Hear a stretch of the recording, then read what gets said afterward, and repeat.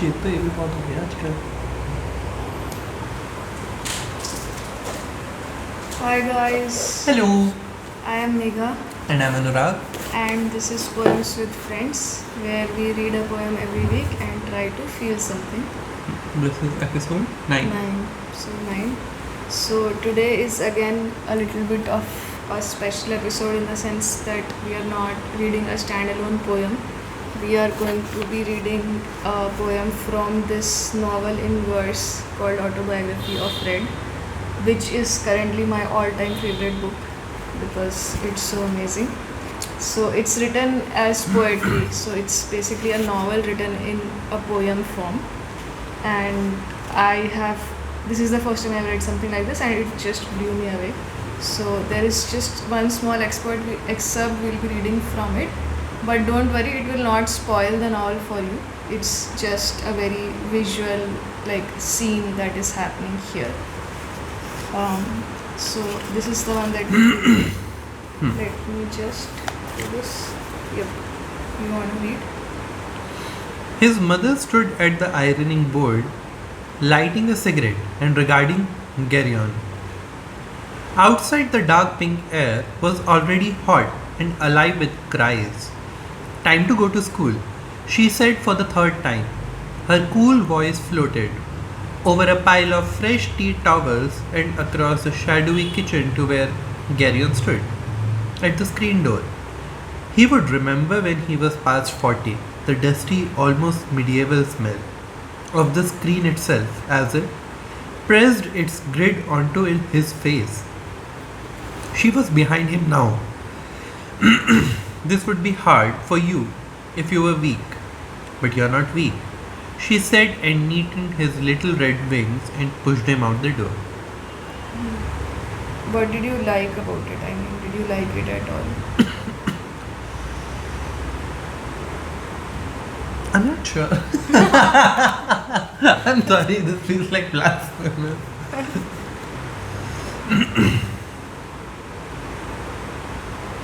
It's a very visual view. Right. But the thing is, maybe it's because it's out of context. But I do not feel a lot. Like, it's how I used to describe Amitabh Ghosh to Akhilesh. That, he creates a very visual thing, but I doesn't do make you not. feel anything. Interesting. No, I think that's fair that since you don't have context of that character from the beginning, you cannot feel for him. But I think why I like it is exactly because she creates a very visual feeling of everything. If you want, we could do another excerpt also if you don't really feel anything with this one. No, but I think I'll want to go along with it because I want to see it from your eyes. So yeah, I think why I chose this one also is because it doesn't go into the plot of the story very much. So it doesn't require you to know the plot. Yes, it definitely requires you to know maybe Geryon, who is this, who is a little red-winged monster. I guess this I know when you told me about this book that he has wings. Right. So it's like he is remembering his childhood and he is this character who is, a little bit of an introvert, a little bit of a sentimental person who is always, whose life is just filled with so much sorrow all the time. So that's about it. If I were to describe his character to him in the context of this poem, that's basically about it, and it's a story of his coming of age. So this particular thing in the story is, it's a little bit nostalgic. It's actually not even nostalgic. It's this part of the story is dealing with his childhood only, and this is how he sees things. I mean, why I love this book is because it very succinctly captures the feelings of things. For example, this whole event, if we were to look at it as a whole, it basically describes a going to school kind of scene, right? It's a going to school scene, and instead of having like a 3-page scene which you would find in a normal novel in which someone would describe how the character is feeling going to school. She has done it in 10 lines, and I can already feel what Geryon must be feeling. For example, things like starting from the start, outside the dark pink air was already hot and alive with cries. I don't know what these cries are. Maybe they are cries of children as Geryon hears it. If I was a kid in Jeryon's place, a very sentimental and introverted kid, and I had to go to school, then I would look out and I would look at the world in a certain way. I would look at the world and see that I would say that, oh, it's all, I can already hear the cries of the other children, right? And then time to go to school, she said for the third time. And especially this, how the author does this kind of a thing where she takes a very simple thing and she just makes it very magical. How she says, her cool voice floated over a pile of fresh tea towels and across the shadowy kitchen to where Geryon stood at the screen door. In just one line, she has established the whole setting, that Geryon is standing there at the screen door, the mother is standing somewhere behind. She has described the kind of gloominess of the atmosphere. The kitchen is shadowy and her voice is cool, and there are fresh tea towels in the kitchen, and the voice just goes and hits Geryon like that. There is a magical, mystical feeling to it. Actually, and it contrasts a lot with, I think I'll agree with you there, that for example, even in the next line, he says he would remember when he was past 40, the dusty, almost medieval smell of the screen door as it pressed its grid onto his face. I think immediately I know that the mother is no more, and like this place was his shelter. And she's pushing him out ki, oh, you have to go, and he's like, oh, I have to go into the cries, but now he looks at it and the freshness of the tea towels is not there. It's a very dusty screen, and screen door is so funny because everyone knows that dusty screen door smell. Yes, exactly. That's exactly what I also thought when I read this for the first time, that dusty, almost medieval smell of the screen. That made me feel that smell again. And that is the first place where dust starts to settle in a house. Like everyone knows that, and now it's very nice. Actually, in this excerpt, I'm not sure how important this mother is, but what I see is a very timid boy who is not going out and like slightly different, and the mother is like, oh, you'll be okay. Right. And I can see a bit of an exasperation of hers also, like an implicit, just go out, it's fine, it's not a big deal, but she's not saying that. Yeah, she has a certain frustration, but she's still trying to be kind to him and loving to him.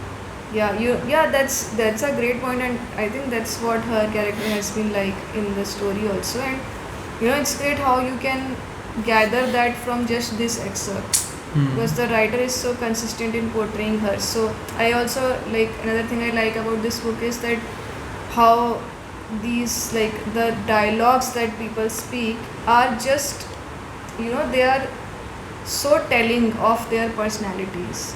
She hardly says anything. There are only two things in this whole scene that she says: time to go to school, and this would be hard for you if you are weak, but you are not weak. So when we say that it's written like poetry, it's not like metrical verse or it's not rhyming, but I think poetry is also about the succinctness of things, right? Expressing something very precisely or expressing something in fewer words. So that's why also I think the poetry of this is in the fact that in just two dialogues I can completely see the character of the mother, the character of the child, the scene, everything I can see in just these two dialogues. I would actually, since there is not much of a construction of poetry kind of thing here to discuss, I would also want to go to another excerpt. Let's do that. So this is the next one. It's from the same. We are doing another excerpt from the same book. But this Because- is about these many pages in, so it's not continuity. Yeah, but there is like it's a scene between mother and son again. Okay. So there is character continuity. So I really want to establish how amazing this book is. Okay. So let's read it. You want to read it? You read. My Okay. voice is slightly off today. Fruit bowl. His mother was sitting at the kitchen table when Jerion opened the screen door.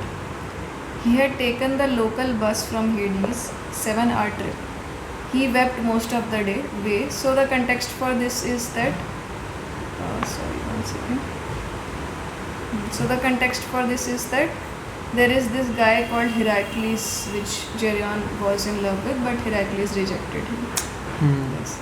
So 7-hour trip, he wept most of the way, wanted to go straight to his room and shut the door, but when he saw her, he sat down, hands in his jacket. She smoked in silence a moment, then rested her chin against her hand, eyes on his chest. Nice t-shirt, she said. It was a red singlet with white letters that read Tenderloin.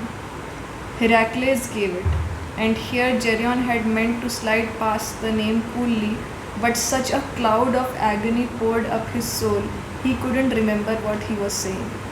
He sat forward. She exhaled.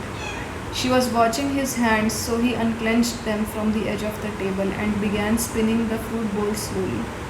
He spun it clockwise, counterclockwise, clockwise. Why is this fruit bowl always here? He stopped and held it by the rims. It's always here and it never has any fruit in it. Been here all my life, never had any fruit in it yet. Doesn't that bother you? How do we even know it's a fruit bowl? She regarded him through smoke. How do you think it feels growing up in a house full of empty fruit bowls? His voice was high. His eyes met hers and they began to laugh.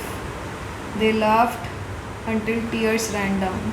Then they sat quiet, drifted back to opposite walls. They spoke of a number of things: laundry, Jerion's brother doing drugs, the light in the bathroom.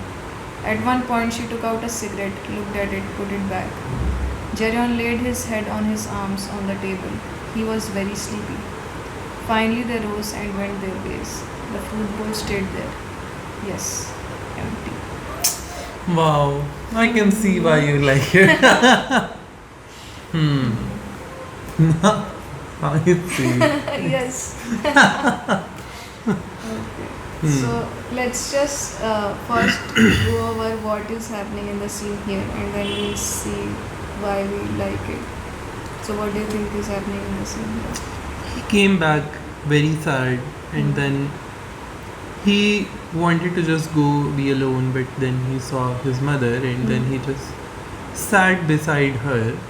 I assume as a standard son, like it's a child thing essentially, that like oh, parents are there, you just sit sit. politely with them. But there is a comfort in their each other's presence is what I feel here, right? Like he's very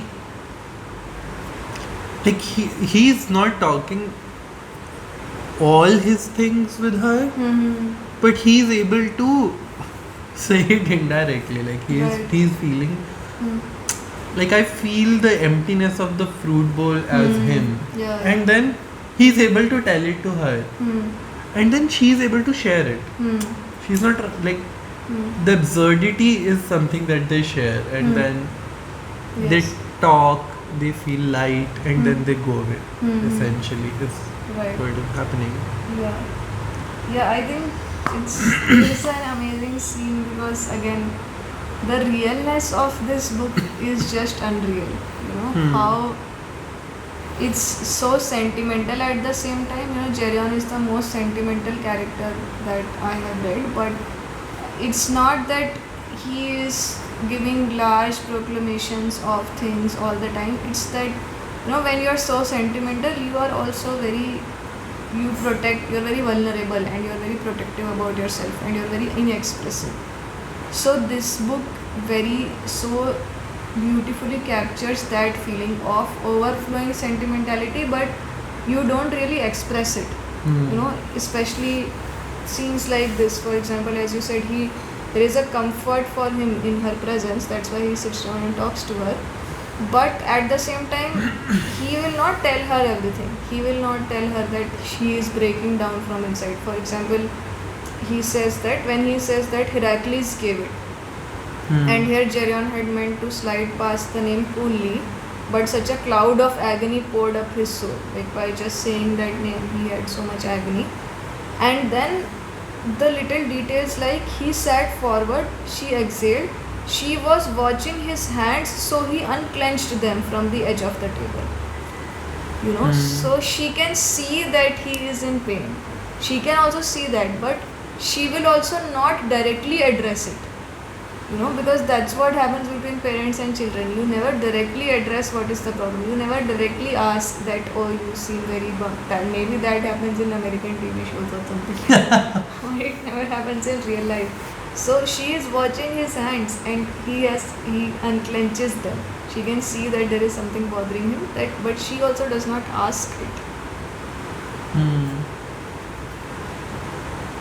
What she wants is him to be okay. Yeah. And to just share, right? But she also, I think, because this is like a broken household, she also does not have the bandwidth, let's say, to sit and talk to him about every single feeling that he's having. Very nice. What I really like, I don't know whether this continues throughout the book, is that there are certain, like, I think what you said is a consistency. Like he's coming in not into the house, he's coming in through the screen door. So oh yeah, like his mother was sitting at the kitchen table and Geryon opened the screen door. Yeah, that's an amazing point. Even the things that are mentioned have a consistency. It's like the world is very, yes, it's like there are certain things that you pay attention to, and those things are constant. To me it feels like a very visual thing. Like a movie, a play essentially, where the props are very less. You will have one table, a fruit bowl sitting there, and nothing else. Yes. You are going to fill everything yourself, and it feels like a very text version of that. Oh wow, yeah, I never thought of it that way. That's an amazing reference. It's like, it's actually like a play, because in a play you won't show the whole house. You'll just show things that are relevant to the scene, and then that's what you'll pay attention to. Everything else you fill in, basically. So we were talking about this scene here. So I was saying that actually I love how palpable the sense of awkwardness is here. So one second. In just a few lines of dialogue, she has captured that awkwardness of conversation between two people who know that there is something going on, but they can't really talk about it. And how he starts spinning the fruit bowl, then just to break the silence, he goes into some random rant about the fruit bowl. Oh, why is this fruit bowl always here? It's always here and it never has any fruit in it. And how she, after his random rant, she regarded him through smoke. It's like, this person is doing a random rant, it, he knows it. Like, what are you saying, boy? Okay. And I love the comedy of this, right? He is feeling, I love how she is able to capture the absurdity of his rant. Like, what he's saying is, he's suddenly focused on the fruit bowl. Like, I love how she can capture the exact moment. Yes, like, yes. I can feel it. So I think that is why it feels like a play or a movie to me, than more than a poetry. Because in a poetry, I feel I have to do a lot of imagination. There's a lot of allegories, Hmm. comparisons, etc. Hmm. But here, what she's doing is she's saying it in a very succinct and beautiful fashion. Hmm. What is happening? Hmm. What she's saying is he's just playing, and Hmm. suddenly he focuses on a fruit bowl, Hmm. and that empty fruit bowl agonizes him a lot, and Hmm. he's like, "How do you know this is a fruit bowl?" Yeah, he And basically projects his agony onto something else Huh. because he can't directly talk about it. exactly, and then his rant goes in a completely absurd direction. Ki, Hmm. oh, okay, how long has it been here? So forever. Hmm. And then he's like, oh, there was never fruit in it. Like Hmm. the emptiness of the fruit bowl is just attracting more and more thoughts to it. Hmm. And someone is like, how do you feel living in a house of empty fruit Yeah, bowls? I think this is an amazing line because it basically captures, what this whole conversation is like in a house where there is everything broken, and in the next paragraph also we see that they talk about his brother's drug addiction and all that. So in that house you never really talk about things, right? Because from childhood you are brought up to believe that you never really talk about the things because everything is always wrong, right? So you just focus on the right things, you never really talk about your feelings. So I think this line is like the nail, like the sucker punch for me, because it beautifully captures, if you just read it this much, how do you think it feels growing up in a house full of empty fruit bowls? If you just read it till how do you think it feels growing up in a house like this? So growing up in a house which is broken like this. So he's not saying that, but he's saying how do you think it feels growing up in a house. Let's say for example, if you were to end this sentence as how do you think it feels growing up in a house full of abuse, he's not saying that. He's saying growing up in a house full of empty fruit bowls. You know, it's like there is just so much pain in this sentence that he's not able to actually verbalize his pain, so he's saying something else altogether. Okay, this is the third point being brought into. Okay, till now he was feeling that there is no, like, he's feeling loveless, and then he focused on the empty fruit bowl, but now he's talking about his like domestic life, Right, his house, how he grew up. and which is very interesting because in this poem there is nothing hinting at it apart from the continuous smoking of this mother, and a hint at the fact that the brother has drug addiction. They are actually very companionable. Right. Like, they are able to laugh together, Right. and They do have that companionship, and the mother also understands it. The mother also sees his clenched fingers. The mother also looks at him and considers him, and she understands his pain, but she also never directly talks about it. She never directly asks him that, hey, you look sad, what happened? I think which is, I guess, which is the funny part, that it's not that the house is empty. It's just that it's full of these empty fruit bowls. Like yes. it's like there is a companionship, but that companionship is not all encompassing. You always constantly see the empty fruit bowls. Right. Very sad. Yeah. And afterwards they spoke of a number of things. Sorry about that. They spoke of a number of things: laundry, Jerion's brothers doing drugs, the light in the bathroom. How amazing is this line? It's like two such mundane things and then this very horrific thing together in one sentence. It's so normal life. Yes. So no, because that's how it happens, right? When you are going through something, like all your life you have gone through something, it is just a part of life now. Like laundry, doing drugs, light in the bathroom.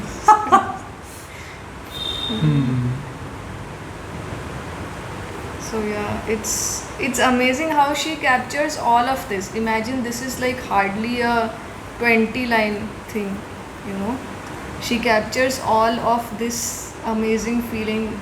And there are hardly a number of scenes between mother and son in this whole book actually. There is like maybe 4 or 5 total scenes. But you still get that whole picture of the character, the mother, the son, their relationship, because she creates scenes like this and she creates them so fast, you know.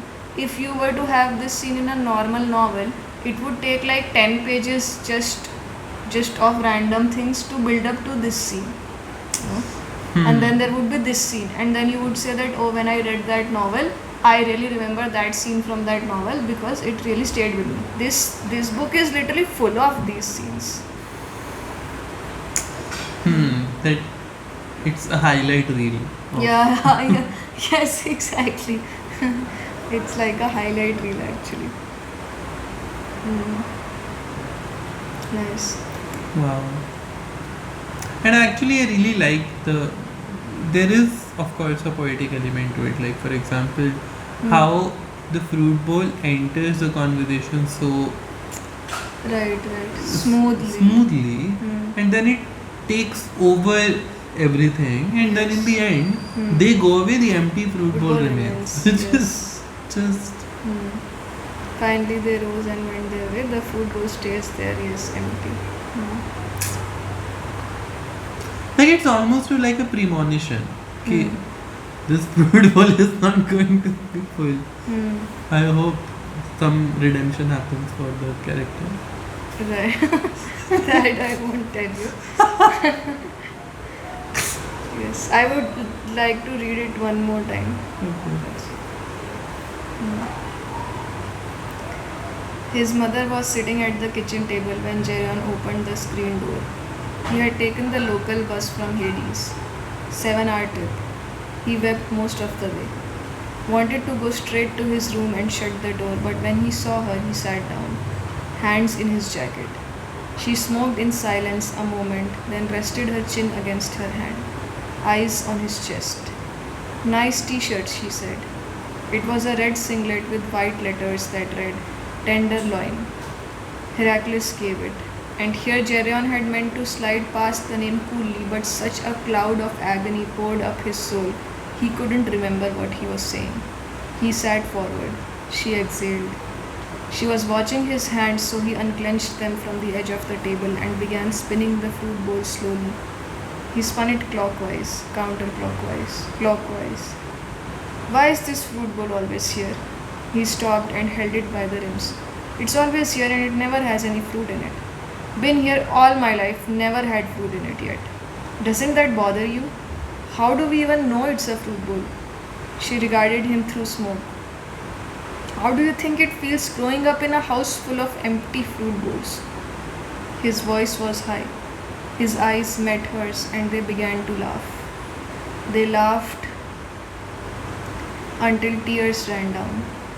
Then they sat quiet, drifted back to opposite walls. They spoke of a number of things: laundry, Jeryon's brother doing drugs, the light in the bathroom. At one point, she took out a cigarette, looked at it, put it back. Jeryon laid his head on his arms on the table. He was very sleepy. Finally, they rose and went their ways. The fruit bowl stayed there. Yes, empty. I realize the sentences are very short that create a lot of emptiness there. I think the way it's written creates a lot of sadness. Yeah, totally. It almost chokes me up reading this. But I have no idea how she achieves this. You know, she uses just the exact right words all the time. For example, you know, the moments she chooses, like this one, at one point she took out a cigarette, looked at it, put it back. Even this moment feels so full of meaning. I mean, this difficult conversation that she's having with her son and she's smoking constantly. This makes me feel like that she is suddenly conscious of the fact that she is always smoking, you know, as a mother. And maybe that's what it is, maybe not, but she's suddenly conscious that she's always smoking. She considers the cigarette and she puts it back. Like this moment that she has created with her son, which is so rare for her. She wants to kind of cherish that moment and not bring her smoking inside it. I also felt similarly actually. I forgot because we were discussing it earlier. I felt similarly when I was reading it that Hmm. it actually the that's true that the small act Hmm. she she never said as in Right. She never the author states. never said that Hmm. oh she is feeling full or Yeah. wholesome. Hmm. She Right. is Right. saying Right. that Yes. Hmm. to me this is a very artsy movie. You know, one Yeah. of those artsy movies Yeah. where rain is dripping. Yes. Slowly something is happening. You're observing this, you're observing that, and then you Hmm. create a picture. Right. Right. There's a Yeah. mood to this whole thing. Absolutely. Yeah, she never states it. It's not in dialogue. It's not in anything that is written. It's just in that moment that thing has happened, and that's it. You if you get it, if you get it. If you don't get it, you just miss it. You know. But the thing about this is, like as you said, it's like an artsy movie. But in an artsy movie, you really have to pay attention to see things that the a director wants you to see. You know, Hmm. there's so much happening. Here it's easier, I think, because here this is what she has written. So she has written because she is so succinct, right? She has painted this whole scene for you in 15-20 lines. So every line that she has chosen is important, you know.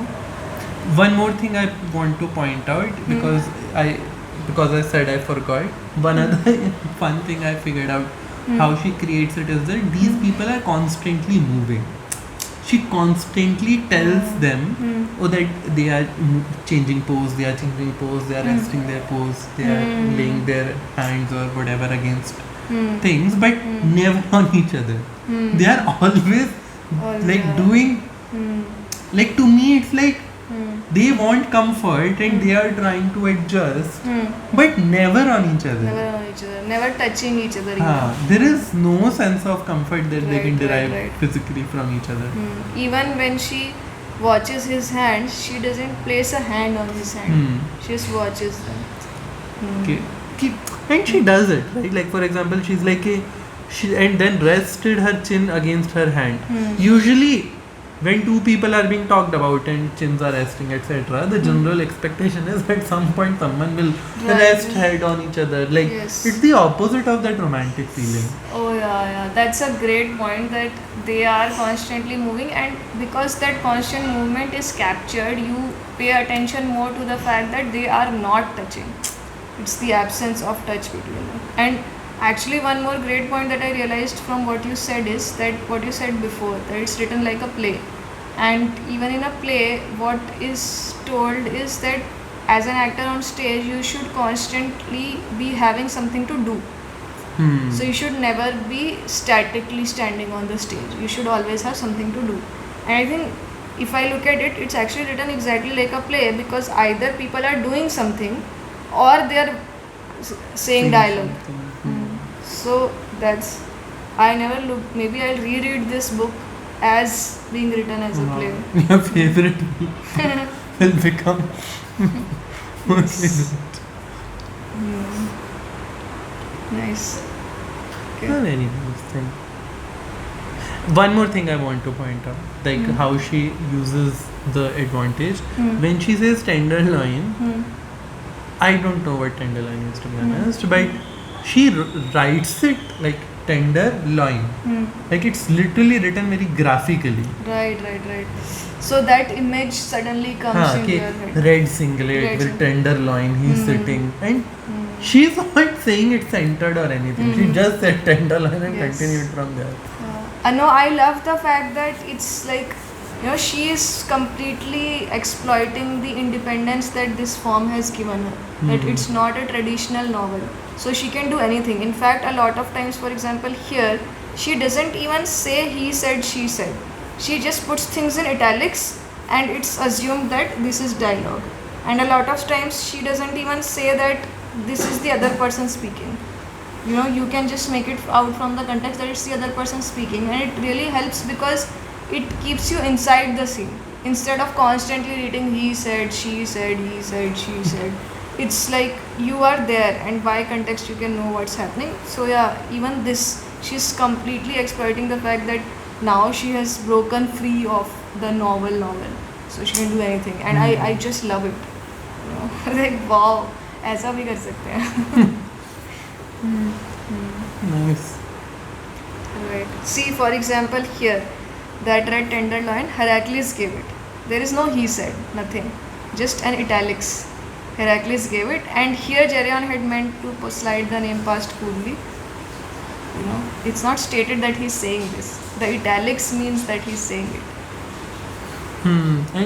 And again, I think it's not a very traditional play because the play is very visual. Like it tells what to do, who is saying what. Yeah, but yeah, yeah. like suddenly Jerian had meant to slide past this name coolly.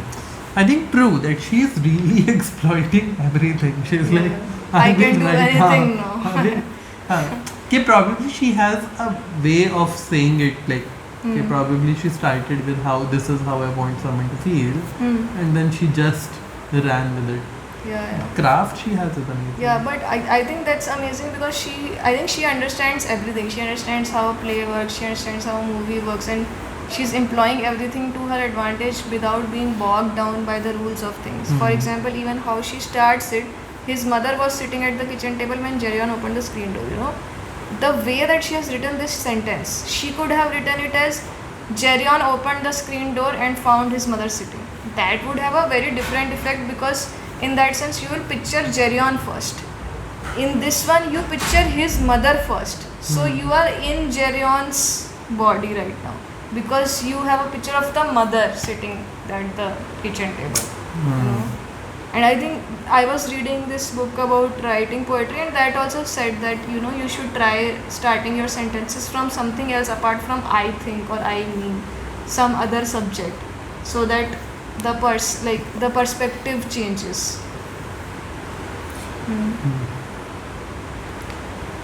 Nice.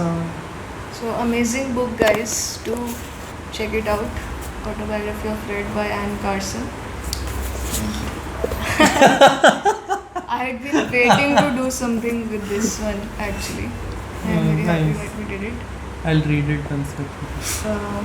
Okay, let us know what you think, and let us know if there is any other such experimental poem, verse, playish sort of things that you have liked. Yeah. And This is it for today. Okay. We'll see you next time. Bye guys. Bye. You were very sad. Because when I read these two things together,